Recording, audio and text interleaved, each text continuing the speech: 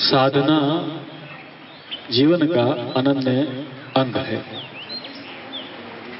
साधना से ही जीवन आनंदगामी होता है। साधना करने से ही जीवन में सुख की प्राप्ति होती है। साधना, साध्य और साधने वाला, तीन बिंदु यहां आ गए। एक तो पुकारने वाला और एक जिसे पुकारा जा रहा है, और जो पुकारने का मार्ग है साधना। तो जीव है, ब्रह्म है, और जीव और ब्रह्म के बीच में जो जुड़ने का, जो एकाकार होने का मार्ग है, जो रास्ता है, उसका नाम है साधना। साधना से जीवन सार्वभौमिक रूप से विकसित होता है। साधना जीवन का अभिन्न अंग है। जो जिज्ञासु गण हैं, जो अंतर खोजी लोग हैं, जो भगवत अनुभूति करना चाहते हैं, जिन्हें ईश्वर का दर्शन करना है, या जो ईश्वर से एकाकार होना चाहते हैं, उनके जीवन में साधना का होना अनिवार्य है। बिना साधना के जीवन बहुत दूर तक नहीं जा सकता, दूरगामी नहीं हो सकता।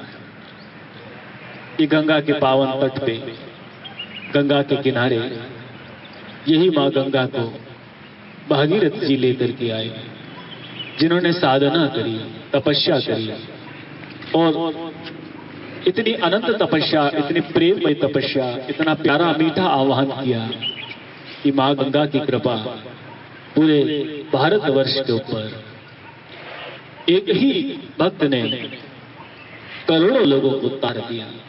ये है साधना का महत्व।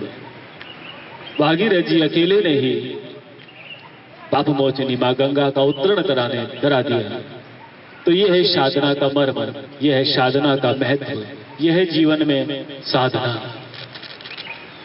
साधना करने से जीवन के अनंत कोशों का होता है,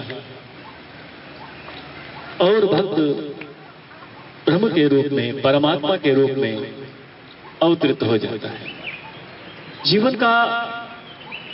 जीवन की साधना के अनेक मार्ग बताए गए हैं।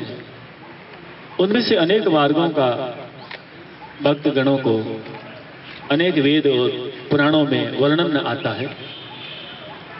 एक साधना का पंथ है, ये साधना का निराला पंथ। मैं और परमात्मा, ये जो बीच का रास्ता है, ये जो बीच की खाई है, ये जो बीच का मार्ग है, वो मार्ग यदि सुंदर हो जाए तो जीवन मंगलकारी हो जाए।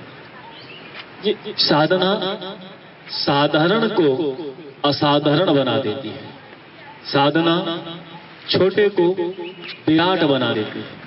साधना कीमती बना देती है, अनमोल बना देती है। ये साधना का महत्व है। जब जिज्ञासु साधना करता है, उस मार्ग पे 2 कदम चलता है, तो निश्चित रूप से परमात्मा भी अनुग्रह करते हैं।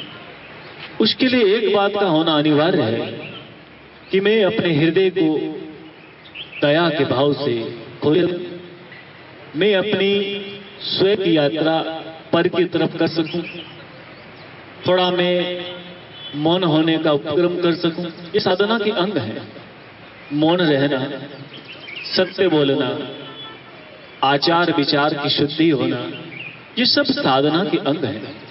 इससे जीवन पवित्र बनता है, और विचारों का पवित्रीकरण, जब विचार पवित्र होते हैं तो भाव भी पवित्र होते हैं, और जब भाव पवित्र होते हैं तो भाव की ही तो कीमत है।